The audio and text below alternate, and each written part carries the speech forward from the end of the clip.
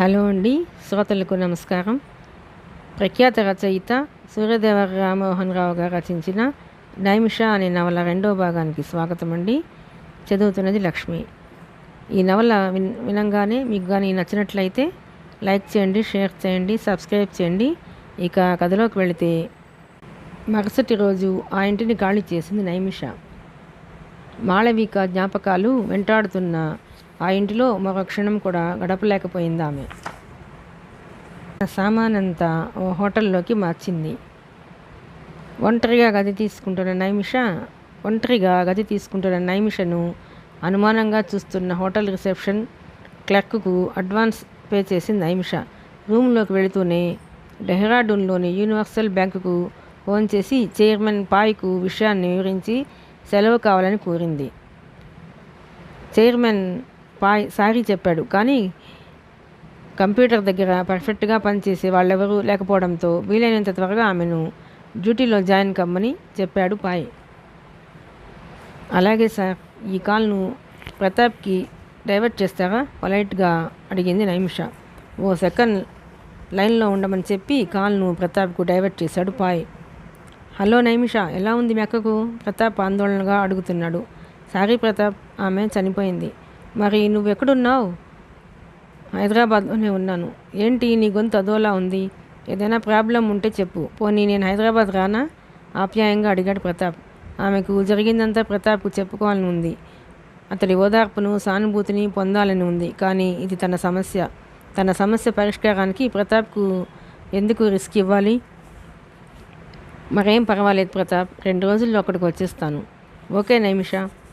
Okay. ఆమె phone పెట్టేసింది. బెడ్పై కూర్చుని ఆలోచించసాగింది. ఎలాగైనా సరే ఆ చిదంబరాన్ని అంతం చేయాలి. ఓ నిశ్చయానికి వచ్చినట్లుగా లేచింది నైమిష. టైం చూసుకుంది. 2 గంటలు కావస్తుంది. వెంటనే హోటల్ బయటకు వచ్చి ఆటో ఎక్కింది. మొజంజాహి మార్కెట్కు వెళ్ళింది. మార్కెట్లో కత్తులు అమ్మే ఓ దుకాణం వద్దకు వెళ్ళింది. ఓ బటన్ నైఫ్ను కొని తన వ్యాలెట్లో వేసుకుంది. షాప్ వాడు అడ్రస్ అడిగాడు. ఎందుకు? అడిగింది నైమిష. అవి పోలీస్ కమిషనర్ గారి ఉత్తర్వులు. ఎవరెవరు కత్తులు కొంటారో వాళ్ళ అడ్రస్సు, సంతకం తప్పనిసరిగా ఈ రిజిస్టర్లో ఉంచాలట. ఇదేం కొత్త రూలో అంటూ పోలీస్ కమిషనర్ను 7 తరాల దాకా తిట్టాడు షాప్ వాడు.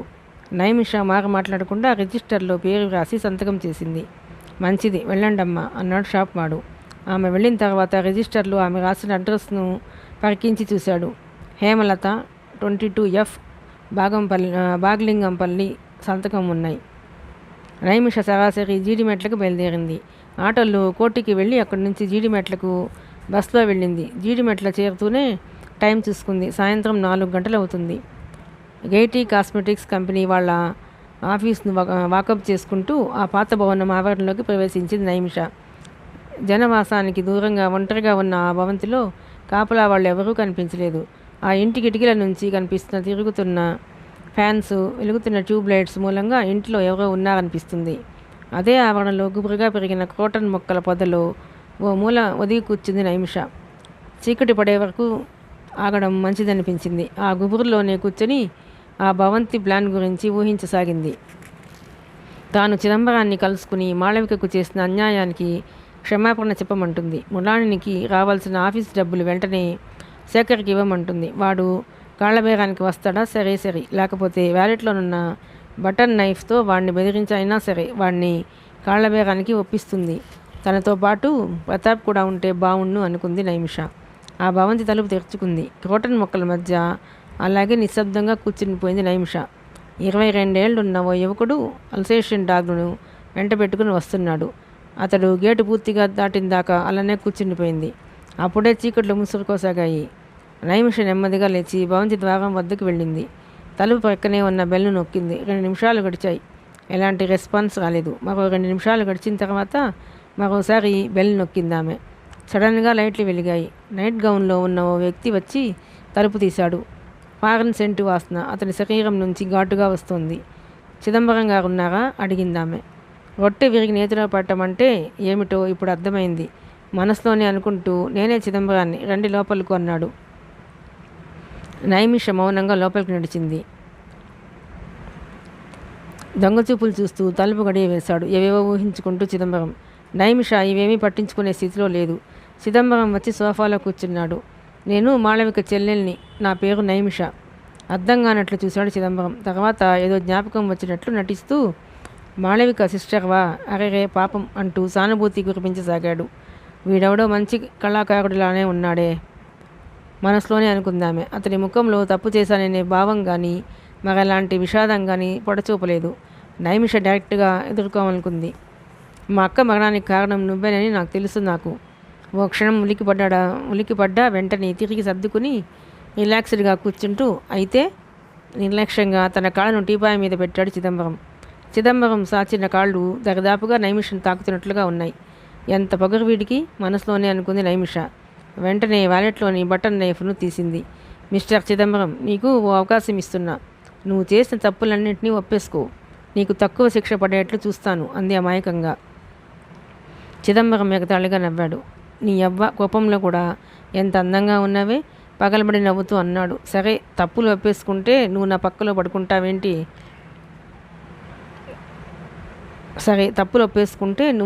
పడుకుంటావేంటి?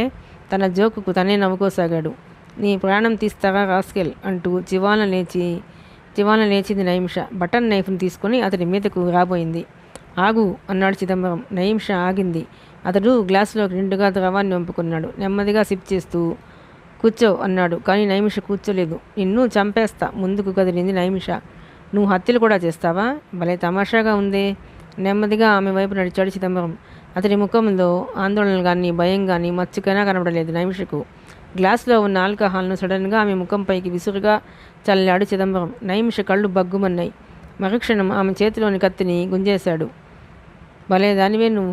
మీ అక్క ఎప్పుడూ చెప్పలేదేమే నాకు రసగుల్లా లాంటి చెల్లెలుందని. నైమిషను గట్టిగా పట్టుకొని చేతుల్ని మెలిపెట్టి తిప్పుతూ గోడ కదింపెట్టి నొక్కసాగాడు. నైమిషకు కళ్ళు బైర్లు కమ్మాయి. మనసులో భయం ప్రవేశించింది. తన శక్తి కొద్దీ ప్రతిఘటించసాగింది. ఇలాంటి పొగరుబోతు ఆడాలంటే నాకు ఇష్టమని మీ అక్క కానీ చెప్పిందా ఏంటి? ఆమె శరీరాన్ని గోడకు గట్టిగా అదుముతూ అన్నాడు చిదంబరం. అబ్బో, నన్నే మటాష్ చేద్దామని వచ్చావు కదూ, నిన్నేం చేస్తానో చూడు అంటూ నడుము దగ్గర సడన్గా గుంజాడు. ఆమె కట్టుకున్న చీర ఒక్క ఊపుతో జారిపోయింది. ఓహోహో, ఏం వంపులు, ఏం సంపులు. నిజంగా నీలాంటి ఆడదాని కోసమే చూస్తున్నా. నైమిష తన శక్తినంతా కూడా తీసుకుంటుంది, కానీ ఏం ప్రయోజనం కనిపించటం లేదు. నన్ను వెళ్ళని హీనస్వరంతో పలికింది నైమిష. చిదంబరం బిగ్గరగా నవ్వుతూ ఒకే ఊపుతో ఆమె ఒంటి మీద జాకెట్ను చించేశాడు. ఇంతవరకెప్పుడు సరైన మగాడు దొరికినట్టు లేదు. నేను చూపిస్తానుండు. గోడ మీద నుంచి నేల మీదకు జార్చాడామెను. ఆ జాగడంలో ముందుగా నైమిష కిందకు దొర్లింది. ఆమెను ఆక్రమించుకునే ప్రయత్నంలో ఉన్న చిదంబరం పొత్తికడుపుపై బలంగా తన్నింది నైమిష. అమ్మా అంటూ విరుచుకుపడ్డాడు చిదంబరం.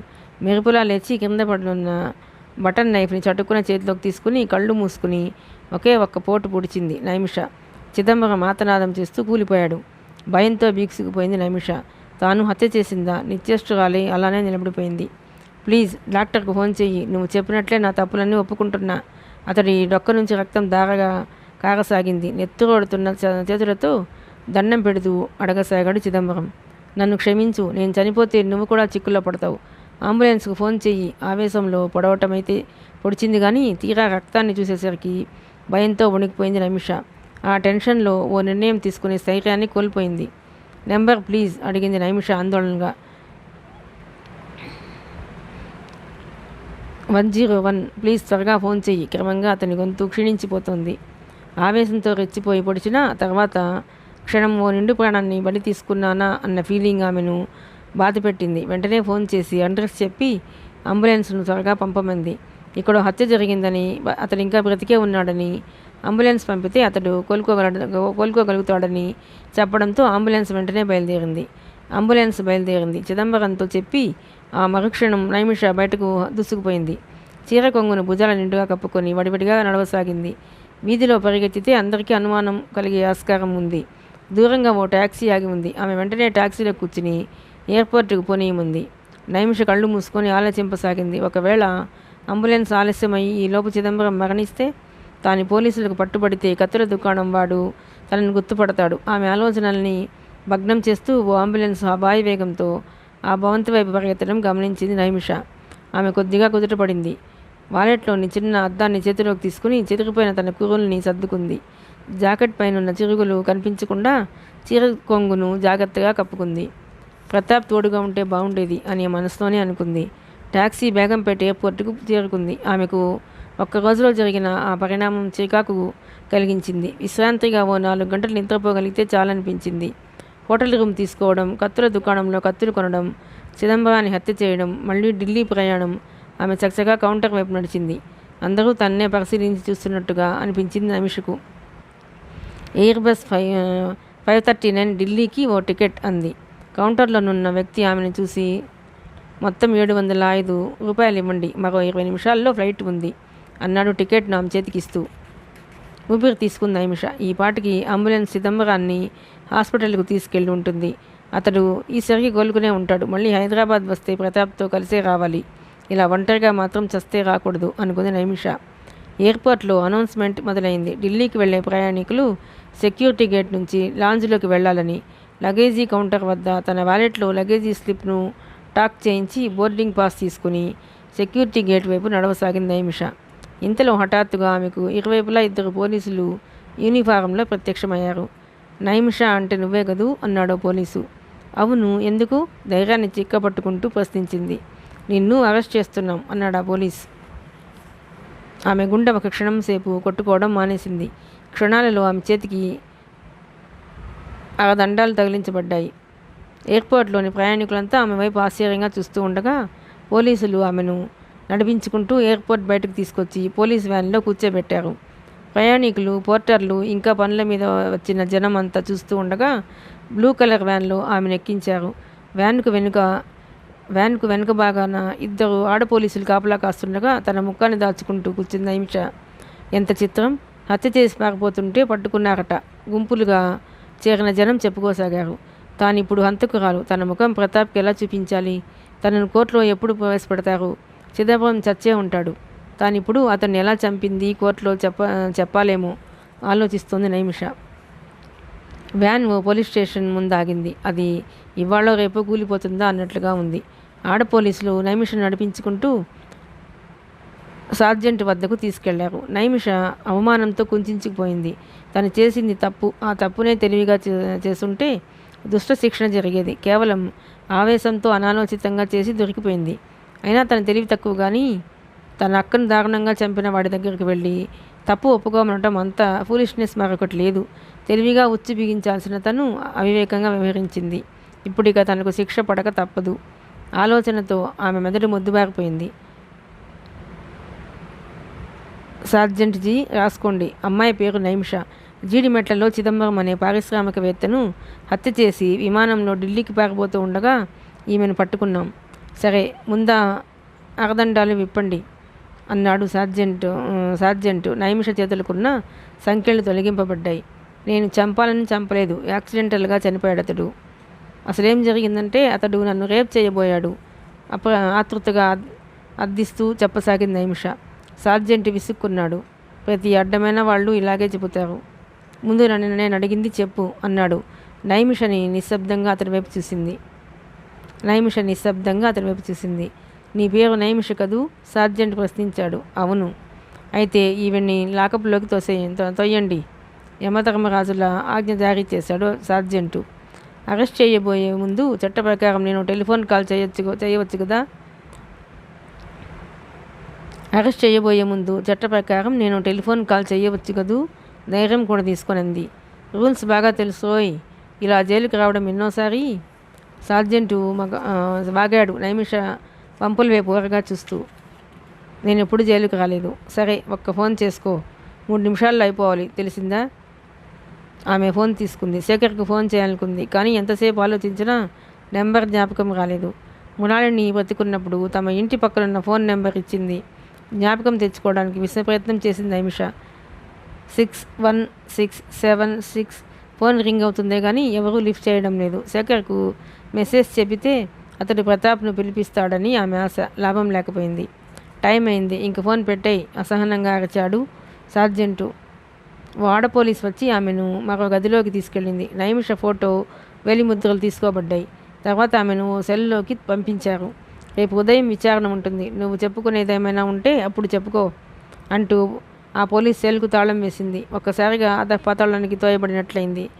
పెచ్చులు ఊడిపోయి కూలిపోవడానికి సిద్ధంగా ఆ సెల్ గోడల మధ్య ఉన్న రాతి అరుగుపై కూర్చుంది. 2 మోకాళ్ళు పైకి మడిచి తలవాల్చింది నిస్త్రాణగా. ఎంత తెలివి తక్కువగా వ్యవహరించింది. తన అక్క చేసిందే తను చేసింది. అక్క ఆవేశంలో బయటపడ్డం మూలానే ఉచ్చు బిగించారు. ఎండీ డబ్బు తీసుకుని దాన్ని మృణాళిని మీదకు నెట్టిందని రహస్యంగా పోలీస్ కంప్లైంట్ ఇచ్చి ఉంటే బాగుండేది. కనీసం తన వైపు వాదనకు ఒక్క ఆధారం కూడా లేకుండా బయటపడింది. చివరకు తను అదే చేసింది. ఆమె ఆలోచనలు ఓ చోట స్తంభించిపోయాయి. అణువణువున నిశ్శబ్దత. ఆ రాత్రంతా నిద్ర లేకుండా పిచ్చి పిచ్చి ఆలోచనలతో గడిపింది నైమిష. ఇప్పుడు అనుకుని ఏం ప్రయోజనం? ఇదే ప్రతాప్ను వెంట పెట్టుకొని వచ్చినట్లయితే ఎంత బాగుండేది. ఇవన్నీ జరిగి ఉండేవి కావు. తిరిగి ఆలోచిస్తూ కూర్చుంది నైమిష. ఉదయం 6 గంటలకు 2 రొట్టెల్ని తినటానికి ఇచ్చారు. నైమిష వాటిని కన్నెత్తి కూడా చూడలేదు. 9 గంటలకు వాడ పోలీస్ వచ్చి సెల్ తెలుపు తీసింది. సిస్టర్, ఓ ఫోన్ కాల్ చేయాలి అన్నది నైమిష. తర్వాత, ఇప్పుడు కాదు, నిన్ను మ్యాజిస్ట్రేట్ ముందర హాజరుపరచాలి. అతను అసలే కోపిష్టి, విసుక్కుంది ఆ పోలీసు. సరిగ్గా 10:30 గంటలకు ఆమెను కోర్టులో హాజరుపరిచారు. ప్రమాణం పూర్తయిన తర్వాత మ్యాజిస్ట్రేట్ ఆమె వైపు చూశాడు. నీ పేరు? నైమిష. ఏం జరిగిందో చెప్పు. యువర్ ఆనర్, నేను చిదంబరాన్ని చంపలేదు. అతడు నన్ను రేప్ చేయబోయాడు. ఆత్మరక్షణార్థం అతన్ని కత్తితో పొడిచి తప్పించుకున్నా. అంతేగాని నాకు అతన్ని చంపాలనే ఉద్దేశమే లేదు. నైమిష చెబుతున్న మాటల్ని తుంచివేస్తూ పబ్లిక్ ప్రాసిక్యూటర్ తన వాదనను వినిపించసాగాడు. మిలార్డ్, నైమిష అనే ఈ హంతకురాలు అమూల్యమైన మీ సమయాన్ని, కోర్టు సమయాన్ని వృధా చేస్తుంది. ఈమె బటన్ నైఫ్తో చిదంబరం ఆఫీసు కమ్ ఫ్యాక్టరీ లోపలికి వెళ్ళింది. చిదంబరం ఆఫీసు కమ్ ఫ్యాక్టరీ లోపలికి వెళ్ళింది. కాస్మెటిక్స్ కోసం వాడే కస్తూరిని దొంగిలించాలని ఆమె ప్లాన్. 2 కిలోల కస్తూరి ఉన్న ప్యాకెట్ను దొంగిలించింది. దాని విలువ కొన్ని లక్షల రూపాయలు ఉంటుంది మిలార్డ్. అడ్డుకోబోయిన చిదంబరాన్ని కత్తితో గాయపరిచి పారిపోయింది. ఇది ముమ్మాటికి హత్య. నైమిష ముఖంలో రంగులు మారిపోసాగాయి. ఏమిటి ఏమిటి మీరంటున్నది? కంగారుగా ప్రశ్నించింది ఆమె. ఆ స్థలంలో ఉపయోగించిన కత్తిపై ఆమె ఫింగర్ ప్రింట్స్ ఉన్నాయి మిలార్డ్. ఈ పాటికి ఆమె ఆ కస్తూరిని తన ముఠాలోని వ్యక్తులకు అందజేసి ఉండొచ్చు. అక్రమంగా ఆయుధాలని ధరించినందుకు, అనుమతి లేకుండా చిదంబరం ఆఫీసులో ప్రవేశించినందుకు, దొంగతనం చేసినందుకు, చిదంబరంపై హత్యా ప్రయత్నం చేసి అతన్ని హతమార్చినందుకు ఈ ముద్దాయికి ఎలాంటి బెయిలు ఇవ్వకూడదని విన్నవిస్తున్నాను అన్నాడు పబ్లిక్ ప్రాసిక్యూటర్. మ్యాజిస్ట్రేట్ నైమిష వైపు చూశాడు. నీ తరపున వాదించడానికి ఎవరైనా లాయర్ ఉన్నారా? లేరు మైలార్డ్. లాయర్ను పెట్టుకోగల ఆర్థిక స్తోమత నీకుందా? నాకేం అర్థం కావటం లేదు మిలార్డ్. అయితే కోర్టు వారు నీ తరపున వాదించడానికో లాయర్ని ఏర్పాటు చేస్తారు. విచారణ పూర్తయిందాకా నీవు జైల్లోనే ఉండు. అది కాదు సార్, మా బ్యాంక్ అంటూ ఏదో చెప్పబోతున్న నైమిషను వారిస్తూ తర్వాత కేసు అన్నాడు మ్యాజిస్ట్రేటు. అంతే, వాడ పోలీసు నైమిషను బోన్లోంచి బయటకు తీసుకొచ్చింది. తిరిగి సెల్లోకి తీసుకుపోయి తాళం వేశారు. మరుసటి రోజు నల్లకోటు ధరించిన ఓ 30 ఏళ్ల లాయర్ ఆమె గది వద్దకు వచ్చాడు. నా పేరు రామకృష్ణ, లాయర్ని. కోర్టు వారు నీ తరపున వాదించడానికి గాను నన్ను నియమించారు. నైమిష అతనికి నమస్కరించింది. అతడు సిగరెట్ వెలిగించాడు. చూడమ్మాయి, నిన్ను చూస్తుంటే హంతకురాలివని నమ్మబుద్ధి కావడం లేదు. అసలు ఏం జరిగిందో చెప్పు. నిన్ను రక్షించడానికి, నీకెలాంటి శిక్ష పడకుండా ఉండేందుకు నా సాయశక్తిలా ప్రయత్నం చేస్తానన్నాడు. తెలివి తక్కువగా దొరికిపోయాడనన్న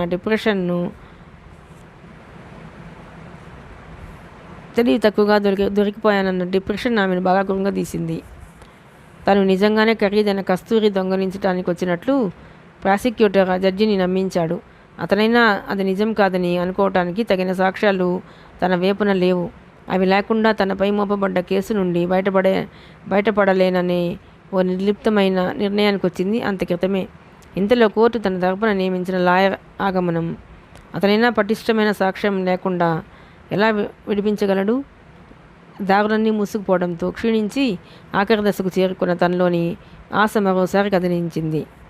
తనకు బయటకు వస్తానన్న ఆశ అంతగా లేకపోయినా అతనికి జరిగింది చెబితే కొత్తగా రానున్న కష్టమేమీ లేని ఓపిక తెచ్చుకొని జరిగినంతా చెప్పింది నైమిష. అయితే దొంగలింపబడ్డ 2 కిలోల కస్తూరి గూర్చి నీకేం తెలియదంటావు? అవును సార్, నిజంగా నాకేం తెలియదు. దొంగ రాసుకెళ్ళాడు. అది ఎవరికో అమ్మేసుంటాడు నీ పేరు చెప్పుకొని. అదేంటి సార్, నాకేం అర్థం కావడం లేదు అంది నైమిష చిత్రంగా చూస్తూ. నీకు తెలియదులే అమ్మాయి, ఆ 2 కిలోల కస్తూరిని దాచేసి అతగాడు ఈ గొడవంతా ముగిసిన తర్వాత కామ్గా కొన్ని లక్షల రూపాయల లాభానికి అమ్ముకుంటాడు. ఆ ఫ్యాక్టరీలోనున్న ప్రతి వస్తువుకు ఇన్సూరెన్స్ ఉంటుంది. అలానే కస్తూరికి కూడా ఇన్సూరెన్స్ చేయించాడు. పళ్ళు పటపటమని కొరికాడు లాయర్ రామకృష్ణ. మరి ఈ కత్తి ఎందుకు తీసుకెళ్ళావు అమ్మాయి? ఊరికే బెదిరిద్దామనే ఉద్దేశం సార్. వాడు మా అక్కకు చేసిన ద్రోహానికి. సరేలే అమ్మాయి, చిదంబరం చెప్పే కథేమిటో తెలుసా? ఆ ఇంటి వెనకాలనున్న పాటుపడ్డ కిటికీని తొలగించి నువ్వు లోపలికి వచ్చావని, ఆఫీస్ రూమ్లోనున్న బీరువాను బద్దలు కొట్టి కస్తూరి ప్యాకెట్ను తీసుకోబోతున్న సమయంలో అతడు అడ్డుకున్నాడని, అప్పుడు నువ్వు కత్తితో పొడిచావని స్టేట్మెంట్ ఇచ్చాడు. నేను బెల్ నొక్కితే ఆయనే స్వయంగా తలుపు తీశాడు సార్. కానీ అలా చెప్పి చావలేదే. చూడమ్మాయి, ఇప్పుడే తెలిసింది నాకు కూడా. చిదంబరం చావలేదు, బ్రతికే ఉన్నాడు. కానీ ఎక్కువ రక్తం పోవడం వల్ల ఇంకా నీరసంతో హాస్పిటల్లో పడి ఉన్నాడు చెప్పాడు లాయర్ రామకృష్ణ. గట్టిగా నిట్టూర్చింది నైమిష. చూడమ్మాయి, ఆ చిదంబరం గురించి నాకంతా తెలుసు. వాడు ఎంతో పలుకుబడి గల వ్యక్తి. అతడి పలుకుబడి ఎలాంటిదంటే మ్యాజిస్ట్రేట్ను కూడా ఇన్ఫ్లుయెన్స్ చేయగలడు. అసలు అలాంటి వాడితో పెట్టుకోవడం చాలా తప్పు. సర్లే, అయిందేమో అయింది, కానీ నేను చెప్పినట్లు విను. చెప్పండి సార్. ఆ క్షణంలో లాయర్ రామకృష్ణ ఆశాకిరణంలా కనిపించాడు నైమిష కళ్ళకు. చిదంబరం పలుకుబడికి లొంగని జడ్జి గారు ఒక ఆయన ఉన్నాడు. ఆయన దగ్గర నీ కేసు విచారణకు వస్తే నువ్వు గెలవడం ఖాయం. నేను ప్రయత్నం చేస్తా అన్నాడు ఆ లాయర్ సిన్సియర్గా. అలాగే కానివ్వండి సార్ అంది నైమిష నిట్టూరుస్తూ. అన్నట్లు నీకు అయిన వాళ్ళు ఎవరో ఉన్నారన్నావు. డెహ్రాడూన్లో వాళ్ళతో నువ్వు ఫోన్లో మాట్లాడే ఏర్పాటు చేయిస్తాను, కొద్దిసేపు ఉండు అంటూ బయటకు వెళ్ళి ఓ ఆడ పోలీసుని వెంట పెట్టుకుని వచ్చాడు. ఆమె సెల్ తలుపులు తెరిచి నైమిషను లాయర్ వెంట పంపింది. వాళ్ళు జైలర్ రూమ్కి వచ్చి డెహ్రాడూన్కు ఎస్టీడీ ఫోన్ చేశారు. యూనివర్సల్ బ్యాంక్కి ఫోన్ చేస్తే ప్రతాప్ సెలవులో ఉన్నట్టు తెలిసింది. ఇంటికి ఫోన్ చేస్తే ఫ్రెండ్స్తో కలిసి నైనిటాల్ వెళ్ళినట్లు తెలిసింది. నైమిష నిట్టూర్చింది. లాయర్ రామకృష్ణ జైలర్ను పక్కకు పిలిచి చెవిలో ఏదో చెప్పాడు. ఆ తర్వాత రామకృష్ణ నైమిష వద్దకు వచ్చాడు. ఇంతలో ఓ ఆడ పోలీసు వచ్చి లాయర్ రామకృష్ణకి నమస్కరించి రెడీ సార్ అంది. నైమిషను తీసుకుని బయలుదేరాడు రామకృష్ణ. ఆడ పోలీసు వాళ్ళకి దారి చూపిస్తూ మరో సెల్ను చూపింది. ఆ సెల్లో పోర్టబుల్ టీవీ, రేడియో, నీట్గా ఉన్న బెడ్, అన్ని సదుపాయాలు ఉన్నాయి. విచారణ అయిందాక నువ్వు ఈ సెల్లోనే ఉండు నైమిష. మనం కేసు తప్పనిసరిగా గెలుస్తాం. మళ్ళీ నేను రేపు అన్ని పనులు చూసుకొని వస్తా అంటూ వెళ్ళిపోయాడు రామకృష్ణ. ఆమెకి ఆ రోజు స్పెషల్ క్యారియర్ వచ్చింది. బయట హోటల్ నుంచి ఎన్నో రాత్రుల నుంచి సరిగా నిద్రలేని నైమిష ఆ రోజు నిశ్చింతగా నిద్రపోయింది. మరుసటి రోజు పొద్దున్నే లాయర్ రామకృష్ణ వచ్చాడు. అతని ముఖంలోని చిరునవ్వును గమనించిన నైమిష అతడేదో శుభవార్త తెచ్చాడని గ్రహించింది. నువ్వు చాలా లక్కీ నైమిష. అతడి ముఖం సంతోషంతో వెలిగిపోతుంది. అవును, నీ కథ అంతా జడ్జి పాండురంగం గారికి వివరంగా చెప్పాను. ఆయన నిన్ను రక్షిస్తానని అభయం ఇచ్చాడు. అయితే నువ్వు ఓ పని చేయాలి. ఏమిటది? బుల్లెట్లా వచ్చిన ప్రశ్న ఆమె నోటి నుంచి. కేసును అన్ని విధాలా స్టడీ చేశాను. ఎక్కడా నాకు పాయింట్ దొరకలేదు. మీ అక్కని ఎవరో మాస్ రేప్ చేసి చంపారు. ఎవరో తెలియదు, ఎందుకో తెలియదు. ఆమె పనిచేసే సూపర్ బజార్కి వెళ్ళి ఎంక్వైరీ చేశాను. ఎస్డి రోడ్లో ఉన్న చిదంబరం కొత్త షాప్కి వెళ్ళమని డెప్యుటేషన్ ఆర్డర్స్ ఇచ్చారట. అది ఆమెకి ఇష్టం లేదని ముందే చెప్పిందట. అయినా తప్పనిసరిని ఆర్డర్స్ ఇచ్చారట. కానీ ఆ తర్వాత రోజు నుంచి ఏమైందో తెలియదట. మొన్న మీ అక్క శవం దొరికాక వాళ్ళు పేపర్స్ ద్వారా తెలుసుకున్నారట. మీ అక్క చనిపోయినట్లు తెలిసే నీవు వచ్చామనుకున్నా ఏ కారణము లేకుండా నువ్వు ఎందుకు అక్కడికి వెళ్ళావని ప్రాసిక్యూటర్స్ అడుగుతారు. చిదంబరమే మీ అక్కని చంపాడని మనం చెప్పినా సాక్ష్యం లేదు. కనుక నేను నిర్ణయానికి వచ్చాను. నువ్వు 2 కిలోల కస్తూరి ప్యాకెట్ను దొంగలించినట్లు ఒప్పుకోవాలి చెప్పాడు లాయర్ రామకృష్ణ కాస్త గిల్టీగా ముఖం పెడుతూ. అదేంటి లాయర్ గారు, నాకు ఆ కస్తూరి ఎలా ఉంటుందో కూడా తెలియదే, నేను ఎలా ఒప్పుకునేది? ఆశ్చర్యంగా అడిగింది నైమిష. నీకు తెలియదమ్మాయి, చట్టం గురించి నీకేం తెలుసు? నువ్వు అలా ఒప్పుకుంటే 3 నెలల జైలు శిక్షతో బయటపడగలుగుతావు. లేదా అక్రమంగా ఆయుధాలు కలిగి ఉన్నందుకు, హత్యా ప్రయత్నం చేసినందుకు, దొంగతనంగా ఇతరుల ఆవరణలో ప్రవేశించినందుకు గాను నీకు కనీసం 14 ఏళ్ల శిక్ష తప్పదు. ఆలోచించుకో అన్నాడు లాయర్. అది కాదు సార్, 3 నెలలు జైలు శిక్ష పడ్డా నా ఉద్యోగం పోవడం ఖాయం. పైగా ప్రతాప్కు ఈ విషయం తెలిస్తే మధ్యలోనే విసుక్కుంటూ చెప్పాడు లాయర్ రామకృష్ణ. చూడమ్మాయి, నేను నీకు మంచి సలహా మాత్రం ఇవ్వగలను. ఎందుకంటే నేను లాయర్ని కాబట్టి. నీకు ఇష్టమైతే నా సలహా నచ్చితే నువ్వు బయటపడగలుగుతావు. లేకుంటే నీ ఇష్టం. వేరే లాయర్ని పెట్టుకునే హక్కు నీకెప్పుడు ఉంటుంది. బాధపడుతూ అన్నాడు లాయర్. నైమిష ఆలోచనలో పడ్డది. 3 నెలల జైల్లో ఉండి వస్తే చాలు, తాను ప్రతాప్ను తర్వాత వివాహం చేసుకోవచ్చు. లాయర్ చాలా నమ్మకస్తుడైన మనిషి. పాపం తన వల్ల అయ్యేదంతా చేశాడు. ఆయన మాత్రం ఇంతకు మించి ఏం చేయగలడు? కానీ ప్రతాప్కు ఈ విషయాలన్నీ ఎలా చెప్పాలి? ఓ లెటర్ రాస్తే సరి. ఏంటమ్మాయి ఇంకా ఏదో ఆలోచిస్తూ కూర్చున్నావు? ఏదో ఒకటి తేల్చి చెబితే నేను జడ్జి గారికి చెప్పుకుంటా కదా అన్నాడు లాయర్. సరే సార్, నేను ఒప్పుకుంటున్నాను. Very good, smart girl. పద, కోర్టుకు టైం అవుతుంది అంటూ తొందరగా తీసాడు లాయర్ రామకృష్ణ. నైమిష కోర్టులో హాజరుపరచబడింది. జడ్జి పాండురంగారావు గారు వచ్చి తన సీట్లో కూర్చున్నారు. లాయర్ రామకృష్ణ ఒకవైపు, పబ్లిక్ ప్రాసిక్యూటర్ మరోవైపు నిలబడి ఉన్నారు. నైమిష బోన్లో నిలబడింది. నిశ్శబ్దాన్ని చీలుస్తూ జడ్జి పాండురంగం మాట్లాడసాగాడు. నైమిష అంటే నువ్వేనా? అవును మిలాడ్. ఇదివరకు నువ్వు చిదంబరం ఆఫీసుకు దొంగతనం కోసం వచ్చావని ఆరోపించబడింది కదూ? అవును అవును మిలాడ్. మరి నువ్వు దొంగతనం కోసమే, అంటే 2 కిలోల కస్తూరి ప్యాకెట్ని దొంగిలించడం కోసమే వచ్చావని ఒప్పుకుంటున్నావా?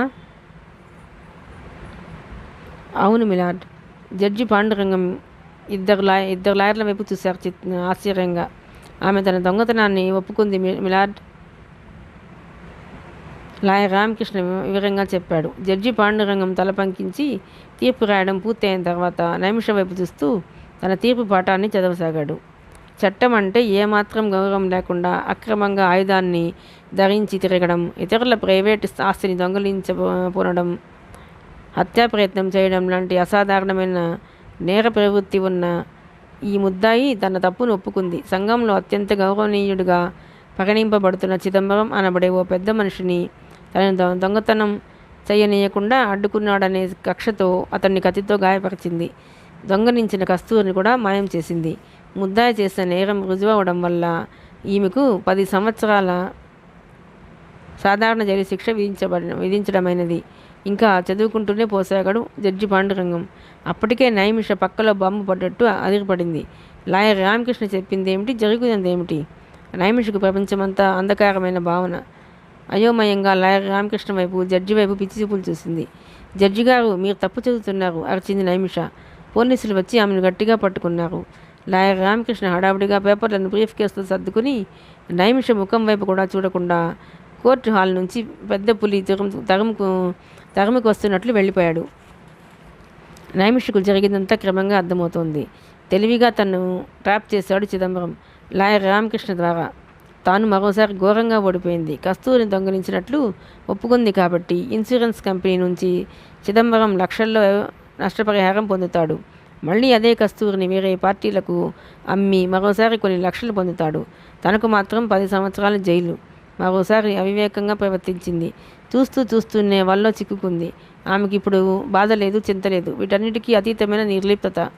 నైమిష చేసిన నేరం, దానికి ఆమెకు విధింపబడ్డ శిక్షా వివరాలతో పాటు ఆమె ఫోటోను కూడా ప్రముఖంగా ప్రచురించాయి దాదాపు అన్ని వార్తాపత్రికలు. అందమైన ఆడదొంగ హెడ్డింగ్తో ప్రచురింపబడ్డ ఆ వార్తను ఎంతోమంది పాఠకులు ఆసక్తితో చదివారు. నైమిష పోలీస్ వ్యాన్ ఎక్కబోయే ముందు టెలివిజన్ పార్టీ వాళ్ళు ఆమెను తన కెమెరాల్లోకి కూడా ఎక్కించారు. చిదంబరంపై సానుభూతి పెరిగింది పబ్లిక్లో. తన పక్కనే ఉన్న ఆడ పోలీసును పిలిచింది నైమిష. సిస్టర్, నాకు సహాయం చేసి పెట్టగలవా? ఏంటమ్మాయి? నేను ట్రంకాల్ చెయ్యాలి, దానికయ్యే ఖర్చు నేను ఇస్తాను. దానికేం, అలానే చేసుకో. ఇక్కడి రూల్స్ ప్రకారం ముందుగా డిపాజిట్ చెయ్యి. నైమిష 200 రూపాయల నోట్లను తీసి ఇచ్చింది. సిస్టర్ సంతోషంగా ఆ నోట్లను అందుకుంది. నైమిష ఎస్టీడీలో డెహ్రాడూన్లో ఉన్న ప్రతాప్కు ఫోన్ చేసింది. అదృష్టవశాత్తు వెంటనే ఫోన్ దొరికింది. హలో ప్రతాప్, నేను నైమిషను. హలో, ఎక్కడి నుంచి నైమిష? హైదరాబాద్ నుంచి హీనస్వరంతో ఉంది. నైమిష, నీ గురించి ఇవాళ్లే పేపర్లో చదివాను. ఏమిటిదంతా? అదంతా వట్టి అబద్ధం, నువ్వు నమ్మకు, అర్థిస్తున్నట్లుగా అంది. నువ్వంత ఆపదలో ఉంటే నన్ను ఎందుకు పిలవలేదు నైమిష? నేను ఎన్నోసార్లు ప్రయత్నం చేశాను, కానీ నువ్వు దొరకలేదు. ఇప్పుడు ఎక్కడున్నావు? నేను ఇప్పుడు పోలీస్ స్టేషన్లోనే ఉన్నాను. త్వరలో నన్ను జైలుకు పంపబోతున్నారు. ఫోన్లోనే వెక్కిళ్లతో ఏడుస్తూ చెప్పసాగింది నైమిష. నువ్వు కత్తితో ఎవరినో పొడిచావట కదా? అవును, కానీ సందిగ్ధంగా ఆగిపోయింది. అయితే అది నిజమేనన్నమాట. అది కాదు, నీకు మొత్తం ఎక్స్ప్లెయిన్ చెయ్యాలి. ఒక్కసారి నువ్వు వస్తే బాగుంటుంది ప్రాధేయపడింది. కానీ అప్పటికే ప్రతాప్పై నైమిషకు అనుమానం వచ్చింది.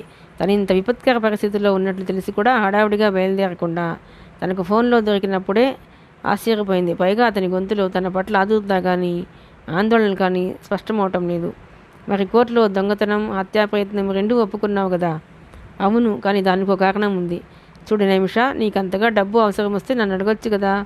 దొంగతనం, హత్య, అబ్బా తలుచుకుంటేనే ఒళ్ళు కంపరం ఎత్తుతుంది. మా అమ్మ నాన్నలు నేనెంతగా అసహించుకుంటున్నారో తెలుసా? మా వంశంలో అలాంటి వాళ్ళెవరూ లేరు. చిచి విసుక్కున్నాడు ప్రతాప్.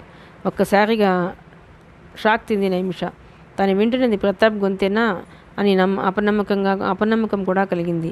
తన అనుమానం నిజమైంది. దాంతో నైమిష మనసు గాయపడింది. ఆఖరికి ప్రతాప్ కూడా తనను ఎలా అర్థం చేసుకుంటున్నాడు. అయినా సరే తను బ్యాలెన్స్ తప్పకూడదు. ప్లీజ్ ఒక్కసారి నన్ను చూడ్డానికి రావు? తిరిగి ప్రాధాయపడుతున్నట్లుగా పలికింది నైమిష. ప్రతాప్ ఏం మాట్లాడలేదు. మరొక్కసారి ప్లీజ్ అంది నైమిష. నీలాంటి హంతకురాలితో దొంగతో తిరగడం మా వాళ్లకు నచ్చదు. నైమిష, నువ్వు అలాంటి దానివని తెలియక నీతో స్నేహం చేశాను. ప్లీజ్ నన్ను మర్చిపో. నైమిష తను పాతాళంలోకి కృంగిపోతున్న ఫీలింగ్ ఆమె కంఠం మూగబోయింది. నీకెలా తోస్తే అలా చెయ్యి నైమిష. I'm sorry. ఫోన్ పెట్టేసిన చప్పుడు వినిపించింది నైమిషకు. ఆమె ఫోన్ పెట్టేసి అలానే చూస్తూ ఉండిపోయింది. ఇంతలో సిస్టర్ వచ్చింది. చూడమ్మాయి, సాయంత్రం 5 గంటలకు నిన్ను సెంట్రల్ జైలుకు తీసుకెడతారు, సిద్ధంగా ఉండన్నది. ఇంతలో సెంట్రీ వచ్చాడు. నైమిషను చూడ్డానికి విజిటర్ ఒక ఆయన వచ్చాడని చెప్పాడు. నైమిష విస్తుపోయింది. తన కోసం ఇంత దూరం పనిగట్టుకుని ఎవరు వచ్చారు? విజిటర్స్ కూర్చునే గది వద్దకు వచ్చింది నైమిష. బాబుని ఎత్తుకుని శేఖర్ కూర్చుని ఉన్నాడు. మీరా? ఆశ్చర్యపోయినట్లుగా అంది నైమిష.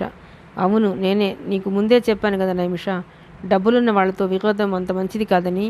అగటాకు వెళ్ళి ముళ్ళు మీద పడ్డా, ముళ్ళు వెళ్ళి అగటాకు మీద పడ్డా అగటాక్కే నష్టం కదా. డబ్బులున్న వాళ్ళు ముళ్ళు లాంటి వాళ్ళు, డబ్బు లేని మనం అగటాకు లాంటి వాళ్ళం. ఒకటా రెండా, ఏకంగా 10 ఏళ్ల శిక్ష వేయించారు దుర్మార్గుడు. శేఖర్ బాధపడుతున్నాడు.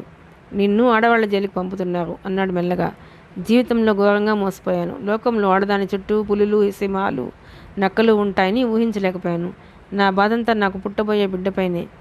తన తల్లి హంతకురాలు, దొంగ అని తెలుసుకున్న నా బిడ్డ నన్ను ఎలా చూస్తాడో దిగులుగా చూస్తూ చెప్పింది నైమిష. అదిరిపడ్డాడు శేఖర్. నైమిష వైపు నమ్మనట్టుగా చూశాడు. ఆమె కళ్ళు ధారాపాతంగా వర్షిస్తున్నాయి. ఆశ్చర్యపోతూ తనకేసే చూస్తున్న శేఖర్ని ఉద్దేశించి అంది. నమ్మలేకపోతున్నారు కదూ, కానీ ఇది నిజం. నాకు ఈ మధ్య తెలిసింది. అదే విషయాన్ని నేను ప్రేమించిన ప్రతాప్కి చెప్పాను. దాన్ని అతడు నమ్మాడో లేదో తెలియదు. నవ్వుతూ కొట్టిపారేశాడు. ఏ జాగ్రత్తలు తీసుకోకుండా వయసులో ఉన్న అమ్మాయి అబ్బాయి కలిస్తే జరిగేదే. అయినా తప్పని తెలిసే చేశాను కనుక నేను అతన్ని నిందించటం లేదు. ఆ తప్పులో అతనికి భాగముంది, ఆ సుఖంలో కూడా భాగముంది. కానీ ఇప్పుడు ఆమె ఏడుస్తోంది. జరిగింది శేఖర్ అర్థం చేసుకోగలిగాడు. తనేమని ఓదార్చగలడు? కరుడుగట్టుకున్న బాధ కన్నీటి రూపంలో కరిగే వరకు చూస్తుండిపోయాడు. సాయంత్రం 5 గంటలైంది. ఓ పోలీసు నైమిష సెల్ వద్దకు వచ్చాడు. నైమిష అంటే నువ్వేనా? అవును నేనే. తన కంఠంలోని కరుకుదనానికి తానే ఆశ్చర్యపోయింది నైమిష. జిల్లా సెషన్స్ జడ్జి ఆదేశం ప్రకారము 10 సంవత్సరాల కారాగార శిక్ష అనుభవించడానికి గాను నిన్ను సెంట్రల్ జైలు స్త్రీల విభాగానికి తరలిస్తున్నాం. త్వరగా తయారవు, బండి సిద్ధంగా ఉంది అతి మామూలుగా చెప్పాడు గార్డు. సెల్ తాళం తీయబడింది. నైమిష కారిడార్లో నడుస్తుంది. ఆమె పక్కన ఆడ పోలీసు ఎస్కార్ట్గా ఫాలో అవుతోంది. కారిడార్ పక్కన సెల్స్లోనున్న తోటి ఖైదీలు నైమిషను చూసి పిల్లి కుత్తలు అరుపులు అరుస్తున్నారు వెకిలిగా. కొంతమంది ఖైదీలైతే కస్తూరిని ఎక్కడ దాచావో చెప్పవే, చెరసగం వాటా వేసుకుందాం అంటున్నారు. వీళ్ళ మాటల్ని లెక్క చేయకుండా సాగిపోయింది నైమిష. పోలీస్ స్టేషన్ బయట బ్లూ కలర్ జైలు బస్సు రెడీగా ఉంది. అప్పటికే 6 ఆడవాళ్లు ఆ బస్సులో కూర్చుని ఉన్నారు. జంతువుల్ని బోనుల్లోకి నెట్టినట్లు నైమిషను బస్ లోపలికి నెట్టి కటకటాల తలుపులు మూసాడు ఒక గార్డు. ఇందులో అంతా నేరాలు చేసిన వాళ్ళేనా, లేక తనలాంటి అమాయకులు కూడా ఉన్నారా అనే ఆలోచనలో పడింది నైమిష. ఇంతలో బస్ బయలుదేరింది. బస్ అంతా అదో రకం వాసన వేస్తుంది. పచ్చటి పొలాల మధ్య గుండా నున్నటి రోడ్డుపై దూసుకుపోయింది బస్. నైమిష అగాధం లాంటి ఆలోచన సముద్రంలో పడిపోయింది. ఆమెకు గత స్మృతులు తలపుకు రాసాగాయి. చిన్నతనంలో తను, అక్క మాళవిక తల్లిదండ్రులతో బీచ్లో తిరిగిన దృశ్యం కళ్ళ ముందు కదలాడింది. తాను చదువుకుంటున్నప్పుడు క్లాస్లో డిబేటింగ్ కాంపిటీషన్లో ఫస్ట్ ప్రైజ్ సంపాదించుకున్న సంఘటన, యూనివర్సల్ బ్యాంక్లో కొత్తగా ఉద్యోగంలో చేరినప్పటి దృశ్యం ఆమె కళ్ళ ముందు కదలాడాయి నీలమాత్రంగా. ప్రతాప్ అతడితో తన జీవితాన్ని పంచుకోవాలని, అతడి భార్యగా అతడి మంచి చెడ్డని చూడాలని, అతడి పిల్లలకు తల్లి కావాలని, అతడి తల్లిదండ్రులకు కోడలిగా మంచి ఇల్లాలు కావాలని ఎన్నో కలలు. కన్న తా కన్న తాను ఆ కలల్ని కూల్చివేస్తూ కారాగారం 10 సుదీర్ఘ వసంతాలు. బస్ ఒక కుదుపుతూ ఆగింది. పెద్ద గేటు, చుట్టూ కాంపౌండ్ వాల్. అందరూ దిగండి అరచాడు గార్డు. 500 ఎకరాల విశాలమైన ఆవరణలో నిర్మించబడిన ఆ జైలులోకి ప్రవేశించడానికి గాను సంఘంలో నేరస్తురాండ్లుగా ముద్రవేయబడ్డ అమ్మాయిలు బస్ దిగారు. నరకంలోకి స్వాగతం, సుస్వాగతం. కొంతమంది ముఖాల్లో ఎలాంటి ఎక్స్ప్రెషన్స్ కనబడవు. నల్లగా తుమ్మమొద్దులా బొంగురు గొంతుతో ఉన్న ఓ మేట్రన్ కొత్తగా వచ్చిన అమ్మాయిని నిలబెట్టే ఉపన్యాసం ఇవ్వసాగింది. మీలో కొంతమంది చాలా సంవత్సరాల పాటు ఈ జైల్లో గడపడానికి వచ్చారు. జైలు జీవితం మొదట్లో కష్టంగానే ఉన్నట్లు అనిపిస్తుంది. బయట ప్రపంచాన్ని మరచిపోండి, అప్పుడు జైలే హాయి అనిపిస్తుంది. ఇక్కడ కొన్ని రూల్స్కి వ్యతిరేకంగా మీరు ప్రవర్తించారో మీ చావు మూడిందన్నమాటే. కొంతమంది పొగరబోతులు ఉంటారు. వాళ్ళను ఎలా అణచాలో మాకు బాగా తెలుసు. అర్థమైందా? అరచిందామె. అర్థమైనట్లుగా అంతా తలలు ఊపారు. ఇప్పుడు మీరంతా డాక్టర్ వద్దకు వెళ్ళండి, అక్కడ పరీక్ష చేయించుకోండి. బయట నుంచి వచ్చేవాళ్ళు అనేక జబ్బులతో వస్తారు. వాళ్ళ వల్ల జైల్లో ఉన్న వాళ్ళందరికీ ఇబ్బంది కలుగుతుంది. డాక్టర్ చెకప్ పూర్తి కాగానే అంతా స్నానాలు చేసి సిద్ధంగా ఉండండి. అర్థమైందా? మరలా అర్చిందామె. అర్థమైనట్లుగా అంత తలలు ఊపారు. నైమిష పక్కనున్న ఓ అమ్మాయి ఏదో అడగబోయింది మేట్రన్ కసిరి కొట్టింది. అడిగినప్పుడు సమాధానం చెప్పాలి, మీ ఇష్టం వచ్చినట్లు మాట్లాడకూడదు. విసుగ్గా అర్చిందామె. అక్కడే తిరుగుతున్న 2 ఆడగార్డుల్ని పిలిచింది మేట్రన్. అలా చూస్తారేం? ఈ ముండలందరినీ ఆ డాక్టర్ గాడి దగ్గరికి తీసుకుపోండి. కుక్క అరచినట్లుగా ఉందామె శవం. ఆడగార్డులు 2 ఆస్తిలందరినీ నడిపించుకుంటూ డాక్టర్ రూమ్కి తీసుకెళ్లారు. జైలులో పరిస్థితుల్ని, భాషను యథావిధిగా మీ ముందుంచుతున్నందుకు నన్ను క్షమించాలి. భాష అసభ్యంగా ఉందని ట్రిమ్ చేస్తే నేటి జైళ్ళు ఎలా ఉంటాయనే వాస్తవం మరుగున పడిపోతుంది. ఈ నవల రాయటానికి ముందు ఆడవాళ్ళ జైలుకి 4-5 సార్లు వెళ్ళాను. ఆ సందర్భంలో వారికి తెలియకుండా నేరం కావచ్చేమో అక్కడ సంభాషణల్ని రికార్డ్ చేశాను. అక్కడ వాస్తవ పరిస్థితుల్ని తెలిపేటప్పుడు భాష సంస్కారహీనంగా ఉంటుంది, అయినా తప్పదు అని రచయిత తెలియపరిచారు. ఖైదీలందరినీ లైన్లో నిలబెట్టారు. నైమిష వెనక్కి తిరిగి చూసింది. దాదాపుగా 25 మంది దాకా ఖైదీలున్నారు. బహుశా వేరే పోలీస్ స్టేషన్ల నుండి కూడా వచ్చి ఉంటారనుకుంది నైమిష. ఇంతలో హడావిడిగా డాక్టర్ వచ్చాడు. అతను చూడ్డానికి అచ్చు గుంటనక్కలా ఉన్నాడు. లైన్లోనున్న ఆడవాళ్ళందరినీ జంతువుల్ని చూస్తుంటే చూశాడు ఓసారి. ఇంకా చూస్తారే, బట్టలు తీసి ప్యాక్ చేయండి అన్నాడు ఆ డాక్టర్.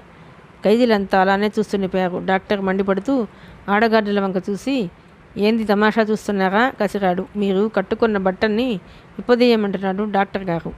ఆడగార్డులు ఖైదీల్ని ఉద్దేశించి చెప్పారు. తెలుగులో చెప్పినా ఇంకా అర్థం కాలేదా? అలా చూస్తూ నిండిపోతారేం? గుడ్డలు కూడా తీసుకోండి, క్విక్. దాదాపుగా అరుస్తూ చేతులలోని లాఠీల్ని జులిపించాడు. ఖైదీలంతా నెమ్మదిగా తమ బట్టల్ని విప్పదీయసాగారు. డాక్టర్ కళ్ళలో అదో రకమైన కాంక్ష.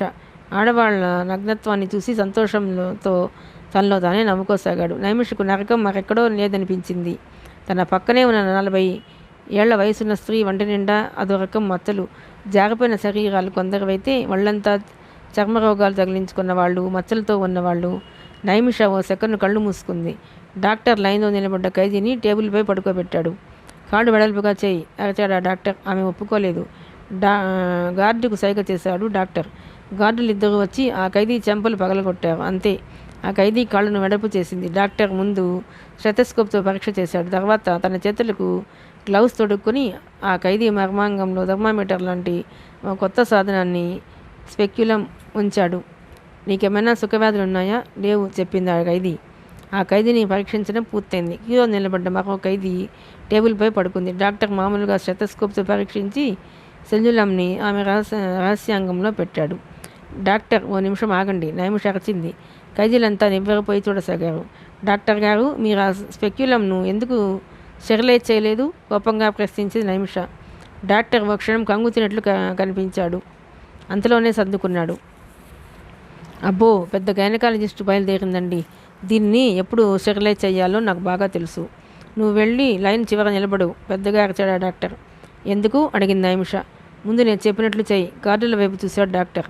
నైమిష క్యూ నుంచి కదిలి చివరిలో నిలబడ్డది. డాక్టర్ రెండో ఖైదీని పంపి మూడో ఖైదీని పరీక్షించసాగాడు. అప్పుడు అర్థమైంది నైమిషకు తనను డాక్టర్ చివరిలో ఎందుకు నిలబెట్టింది. అందరి వంతు అయిన తర్వాత షెర్లే చేయని స్పెక్యులంను తనకు ఉపయోగిస్తాడన్నమాట. అసహ్యంతో ఆమె వళ్ళు జలధరించింది. 21వ శతాబ్దంలో జైళ్ల పరిస్థితులు ఇవా? ఏదో ఒక ఆవేశంలో ఆడవాళ్ళు తప్పులు చేస్తారే తప్ప మగవాళ్ళలా కావాలని పథకం ప్రకారం తప్పులు చేయరు సాధారణంగా. జైళ్లల్లో వారిలోని ఆవేశాన్ని క్రమబద్ధం చేసి సంస్కరించి బయటకు పంపుతారనే జైల్ మాన్యువల్స్ ఒక్కసారి విరక్తిగా తనలో తానే నవ్వుకుంది. మ్యాటర్ని మొదట్లో చెప్పిన మాటలు జ్ఞాపకానికి వచ్చాయి. ఆమె మనసు కుతకుత ఒడిగిపోసాగింది. అందరూ ఎదురు తిరిగితే బావుండు. ఆమె ఆలోచనలకు అంతరాయం కలిగింది. తన వంతు వచ్చేసింది. నైమిష టేబుల్పై అందరిలానే పడుకుంది. కళ్ళు గట్టిగా మూసుకుంది. స్పెక్యులం దురుసుగా లోపలికి వెళ్ళింది. బాధతో నైమిష పళ్ళు బిగిపట్టింది. నీకు సిఫిలిస్ కానీ గనేరియా కానీ ఉన్నాయా? డాక్టర్ అడిగాడు. లేవు చెప్పిందామె. తాను గర్భవతిగా ఉన్న విషయం ఇతనితో చెప్పాలా వద్దా ఓ సెకండ్ ఆలోచించింది. నో, ఈ రాక్షసుడికి చెప్పను. తర్వాత వార్డెన్తో తిరిగ్గా చెబుతాను మనసులోనే అనుకుందామె. స్పెక్యులంని చాలా దురుసుగా లాగాడు డాక్టర్. నిర్లక్ష్యంగా చూసిన నైమిష డాక్టర్ వైపు. ఇలాంటి వాళ్లే మాజురానా హెరాయిన్లు జైలుకు మోసుకొస్తారు. నిన్ను పూర్తిగా చెక్ చేయాలి. వంగో అన్నాడు డాక్టర్ నైమిషను. అతడు చెప్పినట్టు చేయక తప్పలేదా ఆమెకు? ఆమె శరీరాన్నంతా తడిమి చూశాడు డాక్టర్. పొగరమోతు మనసులోనే తిట్టుకుంది. అందరూ వెళ్ళి స్నానాలు చేయండి అన్నాడు డాక్టర్. ఖైదీలందరూ స్నానానికి బయలుదేరారు. మ్యాటర్న్ వాళ్ళ బట్టల్ని ఓ మూలగా పెట్టమంది. అందరూ స్నానాలు చేయండి క్విక్ ఆర్డర్ పాస్ చేసింది మ్యాటర్న్. ఖైదీలంతా బాత్రూంలోనికి వెళ్ళారు. అక్కడ వరుసగా పంపులున్నాయి. నీళ్లు చల్లగా ఉన్నాయి. అందరూ స్నానమైందని అనిపించారు. వాళ్లకు టవల్స్ యూనిఫామ్ ఇవ్వబడ్డాయి. ఒక్కొక్కళ్లకు 2 జతలు యూనిఫారం ఇవ్వబడ్డాయి. టవల్తో శరీరాన్ని తుడుచుకుని అందరూ యూనిఫారం ధరించారు. జైలు డ్రెస్లో 3 ఫోటోలు ఖైదీలు ఎక్కడికి పారిపోయినా గుర్తించి తెచ్చేందుకు. అలానే అందరి ఫింగర్ ప్రింట్స్ మరొకసారి తీసుకోబడ్డాయి. పుట్టుమచ్చని నోట్ చేసుకోవడం జరిగింది. అందరికీ నెంబర్లు ఇవ్వబడ్డాయి. నైమిషకు కేటాయించిన నెంబర్ 896. ఓహో, ఏం నెంబర్? లక్కీ నెంబర్ అరచిందో ఖైదీ. ఇంతటితో మీ పని అయినట్లే చెప్పిందో గార్డు. అవును, నా పని అయిపోయినట్లే. 1 కాదు 2 కాదు, ఓ దశాబ్దం పాటు ఈ జైల్లో ఎలా? మనసులోనే అనుకుంది నైమిష. ఇంతలో ఓ గార్డు వచ్చాడు. నైమిష ఎవరు అన్నాడు ఆ గార్డు. నేనే అంటూ ముందుకొచ్చింది నైమిష. వార్డెన్ నిన్ను రమ్మంటున్నాడు, పద అన్నాడు గార్డు ముందుకు దారి తీస్తూ. ఆమెలో ఆశలు చిగురించాయి. బహుశా తనను చూడడం కోసం ప్రతాప్ వచ్చి ఉండవచ్చు. వార్డెన్ రూమ్ వైపు చకచకా అడుగులు వేయసాగింది. కాకిడార్లో గబగబా నడుస్తూ హిడింబి లాంటి స్త్రీని ఢీకొంది నైమిష. ఆమె అంతకు ముందు అలాంటి స్త్రీని ఎప్పుడూ చూసి ఎరగదు. దాదాపుగా 6 అడుగుల ఎత్తు, బలిష్టంగా పహిల్వాన్లా వెనుదిరిగిన కండలతో, ఎర్రబడ్డ కళ్ళతో క్రూరంగా ఉందామె. తనను ఢీ కొట్టిన నైమిష చేతిని వెనుదిప్పి గోడ కదిమి పెట్టింది ఆ స్త్రీ. గార్డు వైపు తిరిగి, కొత్తగా వచ్చిందా ఈ పిల్ల అని అడిగింది. అవునని చెప్పాడు గార్డు. ఒళ్ళు దగ్గరుంచుకుని, నడవే పోకిరముండా అంటూ నైమిషను నకసెక్క పర్యంతం చూసింది. ఆమె శరీరాన్ని తన చేతితో తడిమి, బాగానే పెంచింది శరీరాన్ని అంటూ గార్డును మరోసారి పిలిచింది. గార్డు వినయంగా ఆ స్త్రీ వద్దకు వచ్చాడు. దీన్ని నా సెల్కు పంపించు, వార్డెన్కు నేను చెప్పానని చెప్పు ఆర్డర్ జారీ చేసినట్లుగా అందా స్త్రీ. వీలు కాదు, ఈమెను సుగుణ సెల్కు పంపాలనే ముందే అనుకున్నారు, గార్డు ఖచ్చితంగా చెప్పాడు. అలానా? అయినా ఇదెక్కడికి పోతుందిరే, వచ్చే నెల మాత్రం దీన్ని నా సెల్కే పంపు అంటూ నైమిష తొడని గిల్లి మరీ వెళ్ళిందామె. గార్డు నైమిషాలు ఇద్దరు వార్డెన్ రూమ్లోకి వెళ్ళారు. అక్కడ క్లర్క్ ఉన్నాడు. నైమిషను చూస్తూనే లోపలికి తీసుకెళ్ళు అన్నాడు. వార్డెన్ ధర్మరాజుకు 45 ఏళ్ల వయసు ఉండవచ్చు. బట్టతల, కోలముఖం, విశాలమైన కళ్ళతో కొత్త వాళ్లకు చాలా తెలివితేటలున్న వాడిలా కనిపిస్తాడు. జైలు నిర్వహణలో స్పెషల్ ట్రైనింగ్ పూర్తి చేసుకున్నాడు ధర్మరాజు. తనకున్న అనుభవంతో ఆ జైల్లో ఎన్నో సంస్కరణలు, మార్పులు తీసుకురావాలనే దృఢ సంకల్పంతో ఉన్నాడు ఆయన. ఆ జైల్లోనున్న ఒక్కొక్క సెల్లో 2 చొప్పున ఉండటానికి ఒరిజినల్గా ప్లాన్ చేశారు. కానీ ఖైదీలు ఎక్కువ కావడంతో ఒక్కొక్క సెల్లో 6 ఉంచక తప్పడం లేదు. జైల్లో ఖైదీలు ఎక్కువ, స్టాఫ్ తక్కువ. పనిభారం కూడా ఎక్కువే చేసేవాడికి. నైమిష లోపలికి ప్రవేశించింది. బహుశా ప్రతాప్ తన పలుకుబడిని ఉపయోగించి ఉంటాడు అని మనసులోనే అనుకుంది నైమిష. మగవాడు ఎన్నిసార్లు మోసం చేసినా సరే, ఆడదిలా గుడ్డిగా నమ్ముతూనే ఉంటుంది. ధర్మరాజు నైమిష వైపు చూశాడు. విశాలమైన కళ్ళు, పసిమి ఛాయ, ఆకర్షణీయమైన ముఖం, మెరుపుతో మెరిసిపోయే బుగ్గలు, పొందిగ్గా ఉన్న అంగసౌష్ఠం చూసి విభ్రాంతి చెందాడు. ఈ 4 గోడల మధ్య ఈ అందం ఎన్నాళ్ళుంటుంది? ఈమెకు వాడిపోయి మరటుగా తయారవుతుంది మనసులోనే అనుకున్నాడు. ధర్మరాజు నైమిష కేసు పేపర్లో చదివాడు. టీవీలో ఆమెను చూశాడు. ఆమె రికార్డునంతా చదివాడు. అతనికి ఎందుకో ఈ అమ్మాయి నేరం చేసిందంటే నమ్మబుద్ధి కావటం లేదు. ఇదేదో తెలుసుకుందామనే ఉద్దేశంతోనే ఆమెను పిలిపించాడు. కూర్చో అమ్మాయి అన్నాడు ధర్మరాజు సౌమ్యంగా. నైమిష కూర్చుంది. ఇంత దయగా ఇప్పటి వరకు జైల్లో ఎవరూ మాట్లాడలేదు. ఆమె పాదాలు వణుకుతున్నాయి. ఏదో సంతోషకరమైన వార్త చెప్పడం కోసమే తనను పిలిచి ఉంటాడు అనుకుంది. నీ రికార్డ్ మొత్తం చదివానమ్మాయి అన్నాడు ధర్మరాజు. బహుశా ప్రతాప్ చదవమని చెప్పుంటాడు నైమిష మనసుతో అనుకుంది. నువ్వు చాలా కాలం మాతోనే ఉండాలి. నీకు 10 ఏళ్ల శిక్ష పడ్డదనే విషయం తెలుసా నీకు? నైమిషకు ఏం అర్థం కాలేదు. ఆమె ఊహలోనే ఉంది. ఇంకా ఎప్పటికైనా ప్రతాప్ వస్తాడని, తనను విడిపిస్తాడని జానపద కథల్లోని రాకుమార్లా పిచ్చి నైమిష ఇల్యూజన్లో మునిగి తేలుతూనే ఉంది. మీతో ప్రతాప్ మాట్లాడలేదా? అమాయకంగా అడిగింది నైమిష. నైమిష వంక విచిత్రంగా చూశాడు ధర్మరాజు. ప్రతాప్ ఎవరు? ఆ పేరు వినలేదే నేను అన్నాడు. తన అంచనా తప్పైంది. ఆమె కళ్ళ వెంట ధారాపాతంగా నీళ్లు కారసాగాయి. నేనే పాపం ఎరగను. నేను నిర్దోషిని. నన్ను వదిలేయండి. ఫెయింట్ అయినట్లుగా ఉంది ఆమె స్థితి.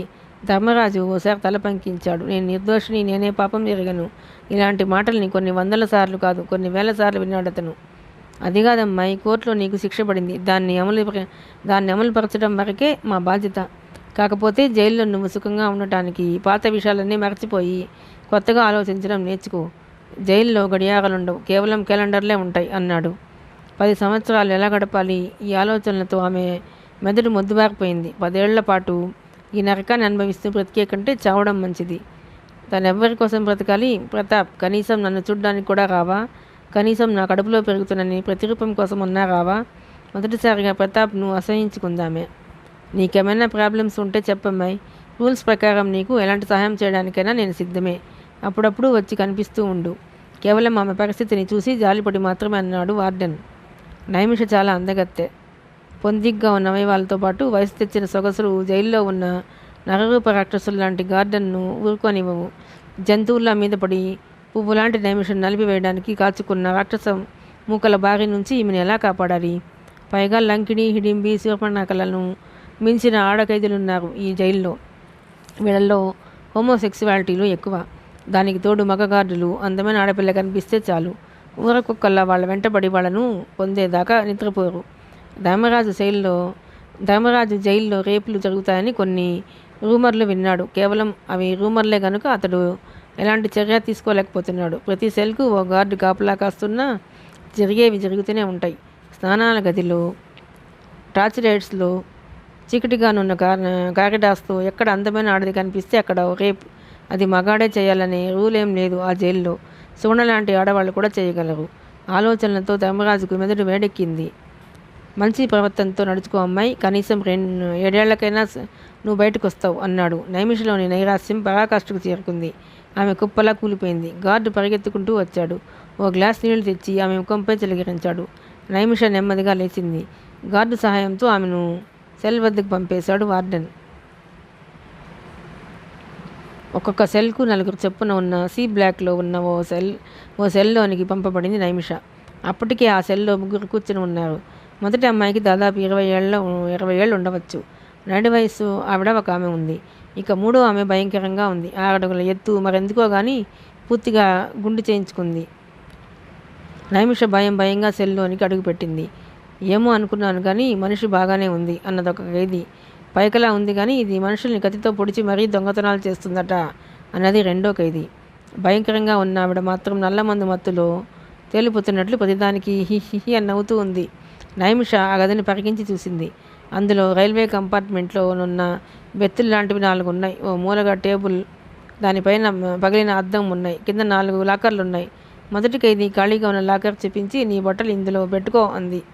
ఖాళీగానున్న బెత్తుని చూపిస్తూ ఇవాళ నుంచి నీ పడక అదే అన్నది మరో నడివయస్కురాలు. నైమిష ఆ బెత్తును తడిమి చూసింది. అది దాదాపు పూర్తిగా చిరిగిపోయి అందులోని కొబ్బరి పీచంతా బయటకు వచ్చేసింది. ఇలాంటి పడక మీద నేను పడుకోలేను బిగ్గరగానే అన్నది నైమిష. నల్లమందు మత్తులో మునిగి తేలుతున్న స్త్రీ పక్కపక్క నవ్వింది. దాని మీదెందుకు పడుకుంటావే చిట్టి, నా మీద పడుకో, నీకు స్వర్గం చూపిస్తాను అన్నది. మిగిలిన ఇద్దరితో పాటు ఆవిడ కూడా అదేదో పెద్ద జోక్ అయినట్టు పగలబడి నవ్వింది. మిగిలిన ఇద్దరితో పాటు ఆవిడ కూడా అదేదో పెద్ద జోక్ అయినట్లు పగలబడి నవ్వింది.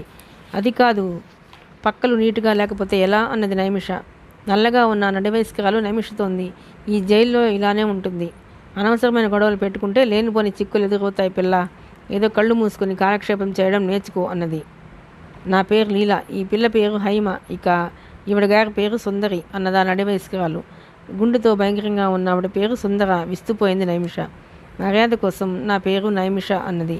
చాలా అందమైన పేరు అంటూ సుందరి లేచి ఆమె వక్షోజాలపై చేతులు వేసి నొక్కింది. విదిలించి కొట్టింది నైమిష. పక్కపక్క నవ్వింది సుందరి. ఈ రాక్షసి గుంపు మధ్య ఎలా చిక్కుకుపోయాను? కనీసం ఇందాక వార్డెన్ పిలిచినప్పుడైనా తాను గర్భవతిని చెప్పి ఉండాల్సింది. తనకు ప్రత్యేకమైన సెల్ ఏర్పాటు చేసేవాడు అని మనసులోనే అనుకుంది. ఇంతలో మ్యాట్రన్ అటువైపుగా వచ్చింది. మ్యాట్రన్, నేను అర్జెంటుగా వార్డెన్ని చూడాలి అంది. ఇంతలోనే ఏం మాయరోగం వచ్చిందే? అప్పుడే వార్డెన్ కావాలా? లేకపోతే వాళ్ళని తగులుకుందామనుకుంటున్నావా? మ్యాట్రన్ విసురుగా వెళ్ళిపోయింది. ఆ సెల్లో ఉన్న మిగతా ముగ్గురు పక్కపక్క నవ్వారు. నైమిష బాధగా తల వంచుకుంది. ఆమె కళ్ళు మూతలు పడ్డాయి. తనకప్పుడు 10వ ఏడు. ఆ రోజు తన బర్త్డే. గోరుముద్దలు తినిపిస్తూ తనతో ఆడుతూ పాడుతూ తిరిగిన మాళవిక జ్ఞాపకానికి వచ్చింది. అంతే. ఆ కళ, ఆ మధుర స్వప్నం కరిగిపోకుండా గట్టిగా పట్టుకోవాలని ప్రయత్నించింది నైమిష. కానీ సాధ్యం కావడం లేదు ఆమెకు. గణగణమని గంటల చప్పుడు. హఠాత్తుగా కళ్ళు తెరిచింది నైమిష. భోజనాలకు టైం అయింది, పద అన్నది లీల. నాకు ఆకలిగా లేదు అన్నది నైమిష. ఆకలిగా ఉన్నా లేకపోయినా డైనింగ్ హాల్కు రావాల్సిందే, ఇది ఇక్కడ రూల్, తెలిసిందా అన్నది హైమ. నేను రాను అన్నది నైమిష. సరే నీ కర్మ అంటూ అందరూ బయటకు నడిచారు. ఇంతలో మ్యాట్రన్ వచ్చింది. ఏమే, ఇంకా ఇక్కడే కూర్చున్నావేం? బెల్ వినపడలేదా? లేకపోతే అంతా భోజనాలకు వెళితే ఈ గార్డు గాడిని పడుకోబెట్టుకుందాం అనుకుంటున్నావా? కఠోరంగా ఉన్న ఆమె మాటలు. గార్డు ముసిముసి నవ్వులు నవ్వసాగాడు. వెకిలి చేష్టలు చేస్తూ నైమిష హఠాత్తుగా బయటపడింది.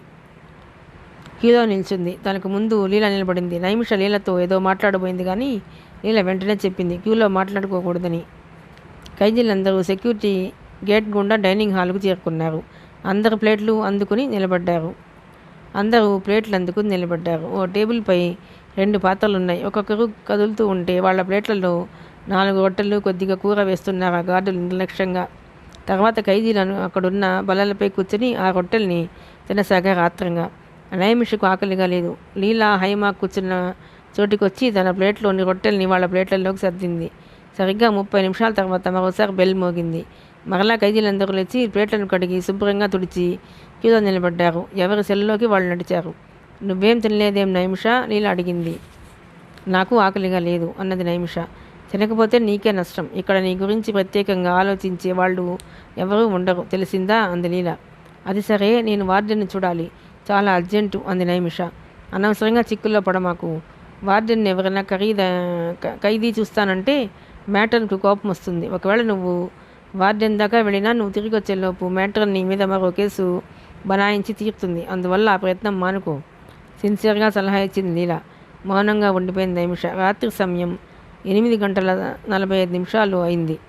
సైరన్ మోగింది. సెల్లో ఉన్న ఖైదీలు తమ పక్కల్ని శుభ్రం చేసుకుని పడుకోసాగారు. నీకు తెలియదా నైమిష, 9 గంటల లోపుగా నిద్రపోవాలి, అది ఇక్కడ రూల్ అంది లీల. ఇంతలో మ్యాట్రన్ వచ్చింది. ఆమెను చూస్తూనే తన పక్కన కూడా సర్దుకోసాగింది నైమిష. 9 గంటలైంది. ఆమె తన బెర్త్పై పడుకుందామని లేచింది. బెర్త్ పైకి ఎక్కింది. పెద్ద శబ్దం చేస్తూ బెర్త్ కిందకు వాలిపోయింది. మిగిలిన 3 ఖైదీలు ముసిముసిగా నవ్వుకోసాగారు. నైమిష రావడానికి ముందే ఆ బెర్త్కున్న నట్లను బోట్లను ఈ 3 కలిసి తీసేశారన్నమాట. అదొక పైశాచిక ఆనందం వాళ్లకు. ఆ రాత్రి నిద్ర లేకుండా ఎంతోసేపు అలానే కూర్చునిపోయింది నైమిష. తెల్లవారగానే ఎలాగైనా వార్డెన్ను కలవాలి, తాను గర్భవతినని చెప్పి వేరే సెల్లోకి మార్పించుకోవాలి. ఆమె అలానే కూర్చుండిపోయింది. మరి ఎప్పుడు కునికి పట్టిందో ఆమెకే తెలియదు. నైమిషకు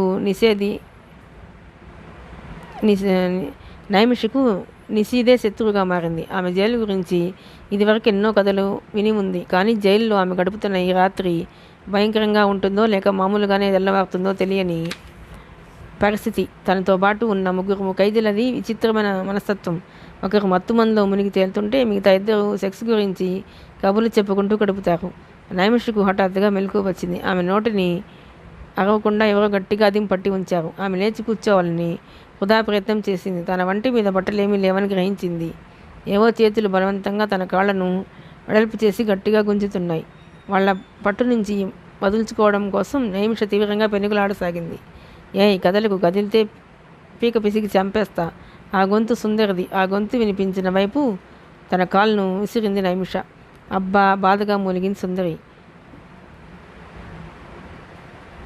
ఈమెను కిందకు ఏడవండి, గుసగుసలాడినట్లుగా అన్నది సుందరి. అంతే, నైమిష ముఖంపై ఓ బలమైన పిడిగుద్దు పడింది. ఆమె కళ్ళ ఎదుట కాంతి పుంజాలు మెదిలాయి. ముక్కు పచ్చడైంది. రెండో పిడిగుద్దు ఆమె పొత్తి కడుపుపై పడింది. అమ్మ! విపరీతమైన బాధతో అరవబోయిన నైమిష నోటిని రెండు బలమైన హస్తాలు మూసేశాయి. ఆమె కంఠం వద్ద ఎవరో గట్టిగా పట్టుకున్నారు. ఆమె వక్షోజాలను ఎవరో నలుపుతున్నారు. ఆమె శరీరాన్ని ఇష్టం వచ్చినట్లు చేస్తున్నారు ఆడవాళ్ళు. నైమిష తన శక్తినంతా ఉపయోగించి వాళ్ళు పట్ట నుండి తప్పించుకుంది. అంతే, వెంటనే ఆమె తలను ఇనుప ఊచలకేసి కొట్టారెవరో. ఆమె నోటి నుంచి, ముక్కు నుంచి రక్తం బొళబొళమని కాగసాగింది. నైమిష తన శక్తి కొద్దీ వాళ్లతో పోరాడింది. కానీ ఆ ముగ్గురి ముందు పూర్తిగా ఆసక్తురాలైంది. ఆమెలోని శక్తి ఉడికిపోయింది. ఆమె శరీరాన్ని ఆ ముగ్గురు యథేచ్ఛగా ఉపయోగించుకున్నారు. ఇవి నేటి జైళ్లలో జరుగుతున్న అరాచకాలు. నేను ప్రత్యక్షంగా చూసిన ఘోర కృత్యాలు. కొన్నైతే కొందరు ఖైదీలు చెప్పినవి, మరికొన్ని ఎవరు వీటిని ఆపరు, మరెవరూ వీటిని పట్టించుకోరు. తరతరాలుగా ఈ జైళ్ళు ఇలాగే ఉన్నాయి. ఆమె నోటిలో కొన్ని గుడ్డలు కుక్కబడ్డాయి. అరవడానికి వీలు లేకుండా అలా ఎంతసేపు పడి ఉందో ఆమెకే తెలియదు. పొద్దున్నే సైరన్ మోగింది. నైమిషకు కొద్దిగా మెలకువ వచ్చింది. ఆమెకు తలంతా భారంగా ఉన్నట్లుంది. రక్తపు మడుగులో పడి ఉన్న నైమిషను మేటర్ను వచ్చి చూసింది. మిగిలిన ముగ్గురు ఖైదీలు తమ స్థానాల్లో ఉన్నారు. నైమిష ముఖం భయంకరంగా తయారైంది. ఆమె కుడి కన్ను వాచిపోయింది. ముఖంపై నెత్తుటి చారికలు కనిపిస్తున్నాయి. నేలంతా రక్తంతో తడిసిపోయి ఎండిపోయి ఉంది. ఏం జరిగింది? ప్రశ్నించింది మేటర్న్. నైమిష మౌనంగా ఉండిపోయింది. నిన్నే, ఏం జరిగిందో చెప్పు, దాదాపుగా అరిచింది మేటర్న్. ఆమె ఏం చెబుతుందా అని ఆ ముగ్గురు ఆతృతగా ఎదురు చూడసాగారు. నేను అస్పష్టంగా గొణిగింది నైమిష. నా బెర్త్ మీద నుండి కింద పడ్డాను, అలవాటు లేక. ఆ ఖైదీలు ముగ్గురు హాయిగా ఊపిరి పీల్చుకున్న శబ్దం నైమిషకు వినిపించింది. దరిద్రపు ముండ, బెర్త్ మీద ఎలా పడుకోవాలో తెలియదా నీకు? ఉండు, నీ పని చెప్తా. బెర్త్ మీద పడుకోవటం అలవాటు అయ్యేదాకా నెలపై పడుకో. నిన్ను బెత్తులు లేని చలుకు మారుస్తున్నా అని చెప్పి కదిలింది మేటర్న్. నిర్మానుష్యమైన గదిలో ఒంటరిగా కటిక నేలపై పడి ఉంది నైమిష. ఆ గదిలో ఎలాంటి ఫర్నిచర్ కానీ, దుప్పట్లు లాంటివి కానీ లేవు. కేవలం కట్టుబట్టలతో, వంటికి తగిలిన గాయాలతో పడి ఉంది నైమిష. ఆమె కళ్ళు మూసుకొని ఉంది. తనకప్పుడు 8వ ఏడు. పిల్లలతో కలిసి ఆడుకుంటూ ఓ చెట్టుపై నుంచి పడిపోయింది. ఒంటి నిండా గాయాలయ్యాయి. తన అక్క మాళవిక తనను దగ్గరగా తీసుకుని ప్రేమగా గాయాలంటికి ఆయింట్మెంట్ రాసి తనను నిద్రపుచ్చింది. ఆమె దాదాపు 48 గంటల పాటు ఆ కటిక నేలపై పడి ఉంది. జరిగినంతా ఆమెకు జ్ఞాపకానికి వచ్చింది. రక్తపు మడుగులో పడి ఉన్న తనను డాక్టర్ దగ్గరికి తీసుకెళ్లారు. మణికట్టు విరిగింది. కట్టు కట్టారు. గాయాలకు మందు రాశారు. ఈ పిల్లకు కడుపు పోయింది అన్నారెవరో. ఒక్కసారిగా షాక్ తింది. ఆమె కళ్ళ వెంట నీళ్లు తిరిగాయి. ఖాళీగా ఉన్న పొత్తి కడుపును తడిమి చూసుకుంది నైమిష నిర్లిప్తంగా. నా బిడ్డని చంపేశారు, గొణుక్కుంది నైమిష. అంతలోనే ఏడ్చింది నైమిష. ఆమె గుండెలు మండుతున్నాయి. జ్వాలల్లో ఇరుక్కుపోయినట్లు ఫీలింగ్. పగ, ప్రతీకారం. ఆమె మనసు నిండా ప్రతీకార వాంఛ. తన పగ ఆ ముగ్గురు ఖైదీలపై కాదు, ఎన్నో ఏళ్లుగా జైల్లో ఉంటూ శరీరపు కోరికల్ని తీర్చుకునే అవకాశం లేక హోమోసెక్సువల్స్గా మారిన వాళ్లపై కాదు తన పగ. తన జీవితాన్ని జైలు పాలు చేసిన వాళ్లపైన, తన అక్కను నిర్దాక్షిణ్యంగా చంపేసిన వాళ్లపైన తను తప్పక పగ తీర్చుకుంటుంది. తన అక్కని బలాత్కరించిన చిదంబరం, అవకాశం చూసి అనుభవించిన మిస్టర్ రావు, మరోసారి తన అక్కను రేప్ చేసిన రమేష్, డబ్బే సర్వస్వంగా భావించి డబ్బు కోసం కక్కుర్తిపడే మిస్సెస్ లలితారావు, ఎంగిలాకులు నాకి నక్క లాయర్ రామకృష్ణ, వీళ్ళందరినీ సర్వనాశనం చేయాలి.